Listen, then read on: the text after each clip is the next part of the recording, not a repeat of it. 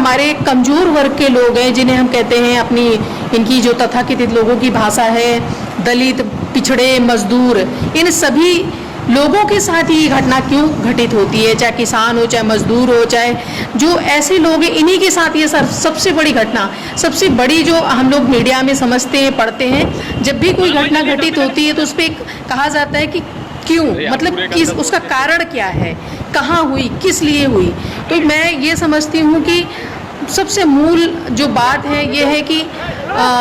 भले हम बहुत बड़ी बड़ी बातें कहते रहे, लेकिन वो जो वर्तमान हालात हैं उसमें सबसे बड़ा अभिशाप अगर कुछ है तो सबसे बड़ा अभिशाप तो एक तो हमारी जाति है, दूसरा अभिशाप है हमारा गरीब होना,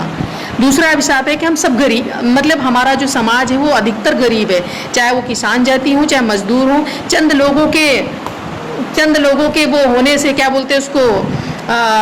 नौकरी कर लेने से, चंद लोगों की राजनीति कर लेने से पूरे समाज की पहचान कभी नहीं बनेगी। उसकी पहचान जब बनती है जब समाज में प्रत्येक व्यक्ति का आर्थिक आधार, सामाजिक आधार बराबर हो।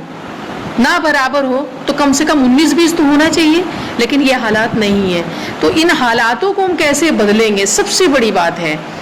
बात वही ज्योति पासवान है, इसी तरह की और भी तमाम घटनाएं अभी मैंने घटित होती देखी हैं, कुछ हिमाचल में भी हुई हैं, इसके बाद में कुछ एक घटनाएं राजस्थान में हुई हैं। तो और आप जो सबसे बड़ा ज्वलंत मुद्दा जिस पे मैं कल से देख रही हूँ, जो कल से सबसे बड़ा ज्वलंत मुद्दा आया है वो आया कि गुना में घटना, राजकुमार अहिरवार नाम है उस भाई का, जिसकी साथ में ये घटना हुई है कल परसों में, 16 मतलब इधर पीछे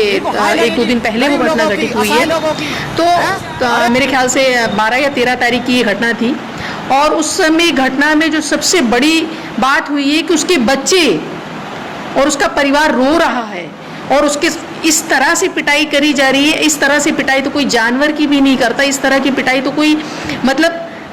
जो इंसान होगा, जो मानवता पे भरोसा करता होगा, जो विश्वास करता होगा मानवता पे, वो ऐसी कभी किसी के साथ में घटना घटित नहीं कर सकता है। तो आखिर ये घटनाएं क्यों हो रही हैं, सबसे बड़ी बात है। आखिर राजकुमार अहिरवार का क्या वो था, कुछ भी नहीं, कि बेचारे ने फसल बड़ी मुश्किल से अपनी लगाई थी और उसने ये कहा कि आप जेसीबी जब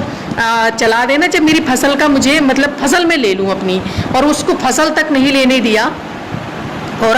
उसके खेत में पूरे जो भी उसकी ज़मीन थी, जो उसमें घटना आ रही है कि ज़मीन उसकी नहीं थी या किसी और की थी, या मतलब सरकारी थी, जो भी थी, मान लेते किसान है, मजदूर है, उसने किसी तरह से बोया था। तो एसडीएम ने जाकर के वहाँ पे बुलडोजर, फिर वो जेसीबी चलवाई, और वहाँ पे जो पुलिस प्रशासन के लोग गए थे उन्होंने बहुत बुरी तरह से उसको मारा, बहुत बुरी तरह से उसकी पिटाई करी, उसकी करी। तो उसकी पत्नी के साथ भी जबरदस्ती करके उसके कपड़े तक फाड़े गए, और उसके साथ में बहुत अमानवीय व्यवहार किया गया, जो मतलब एक इंसान तो मुझे नहीं लगता कि कभी कर सकता इस तरह का व्यवहार किसी के साथ में। तो जो ये सारी समस्याएं हैं, उन समस्याओं का एक ही चीज़ मैं कहना चाहूँगी आप सब लोगों से, कि ये समस्याएं इसलिए होती हैं कि इन समस्याओं में हम लोग मिल करके, इकट्ठे हो करके कोई लगाम नहीं लगा पाते हैं। हम क्या करते हैं, कोई घटना आई, व्हाट्सएप, फेसबुक और सोशल मीडिया पे सिर्फ वायरल करते हैं हम। हाँ, ये चीज़ अच्छी है कि हम जागरूकता फैला रहे हैं, पहले से ज़्यादा अब जागरूकता आ रही है। लेकिन अब हमें क्या करना है कि जैसे मैंने ये घटना बताई आपको, ये MP वाली घटना जो राजकुमार अहिरवार भाई की है, उस घटना के पीछे ठीक है, सरकार ने वहाँ पे जो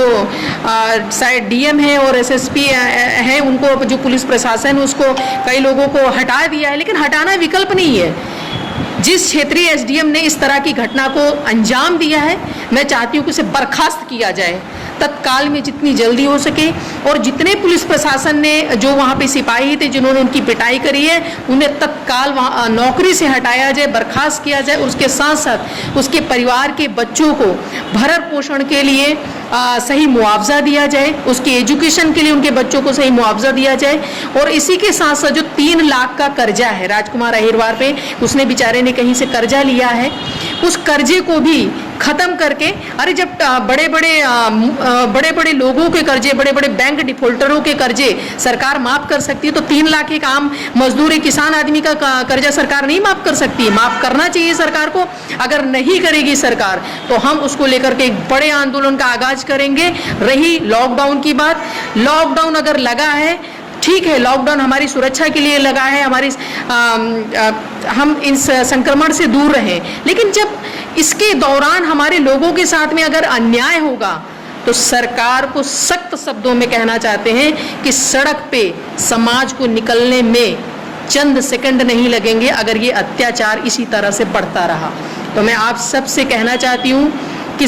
अभी फिलहाल उस पर कार्रवाई करी गई है, जो घटना एमपी वाली है उस पर कार्रवाई करी गई, लेकिन वो संतुष्टि वाली कार्रवाई नहीं है। पूरी तरह से न्याय की हम मांग करते हैं सरकार से, और जितनी जल्दी हो सके उस पर इस पे न्याय दिया जाए। अगर इस पे न्याय नहीं दिया गया तो हम सब लोग बहुत जल्द इसको लेकर के एक कड़ी से कड़ी कार्रवाई करेंगे। और इसी के साथ साथ ये भी कहना चाहते हैं कि भारत सरकार का जो एक मंत्रालय है, सामाजिक अधिकारिता मंत्रालय, उसके अंतर्गत जो अंबेडकर फाउंडेशन, बाबा साहब अंबेडकर का एक अपना फाउंडेशन है केंद्र के पास में, सामाजिक अधिकारिता मंत्रालय के अंतर्गत है। उस फाउंडेशन से मिलने वाली अंतर्गत सारी जितनी सुविधाएं मिलती हैं उन सुविधाओं को जो क्षेत्रीय नया एसडीएम आया है, जो जिला अधिकारी हैं, वो उसको प्रोवाइड कराएं उनके एजुकेशन के लिए, उनके मकान के लिए और उनकी जितनी भी व्यवस्थाएं उसके लिए। और इसमें जल्द से जल्द सरकार कार्रवाई करे, और अगर कार्रवाई जिनमें नहीं होती है तो हम सब लोग फिर एक नई मुहिम के साथ में आएंगे। और हम इसमें कम से कम नहीं तो समय दें एक बार को, कि समय जब तक नहीं मिलेगा तब तक सरकार भी सवाल खड़े कर सकती कि हमें समय दो। ठीक है, वहाँ से कई अधिकारियों को हटाया गया है, कई पुलिस प्रशासन के लोग और जिले के आला अधिकारियों को हटा दिया गया, लेकिन इससे कोई संतुष्टि नहीं है। हमें न्याय चाहिए उन बच्चों के एजुकेशन के लिए, उनके परिवार के भरण पोषण के लिए, और उसका जो कर्ज है वो माफ़ किया जाए और उसे मुआवजा दिया जाए। और वो मुआवजा इस तरह से दिया जाए कि कम से कम जीवन में वो अपने बच्चों को अच्छी पढ़ाई लिखाई करा सके, अच्छी एजुकेशन दे सके। और इसी के साथ साथ अपील करती हूँ कि आप सब लोग संक्रमण से बचें। लॉकडाउन कहीं खुल रहा है, कहीं चल रहा है, जो भी है मुझे नहीं पता इसमें क्या होने वाला है। कभी न कभी ऐसा लगता है कि ये चीज़ें किस तरह से चल रही हैं, विचार का एक अलग विषय है, उस पर अलग से बात करी जाएगी कभी। और जो भी मैंने ये आप लोगों से लाइव अपनी चर्चा करी है उसमें यही कहना चाहती हूँ कि आप सब इसको शेयर करें, ज़्यादा से ज़्यादा शेयर करें और सरकार के कानों तक आवाज़ जाए। और मैं फिर कहना चाहती हूँ कि मुआवजे के साथ साथ उनके एजुकेशन के लिए और उसका लोन माफ़ किया जाए, और जो भी क्षेत्रीय वहाँ पे आला अधिकारी थे वहाँ पे उनको हटा दिया गया है, तबादला कर दिया गया है, लेकिन हम चाहते हैं कि उनको बर्खास्त किया जाए, क्योंकि समाज किसी भी तरह के अन्याय को बर्दाश्त नहीं करेगा। लोकतंत्र है भाई, तुम्हारा वो तलवार वाला राज नहीं है, लोकतंत्र है, यहाँ लोगों की चलेगी।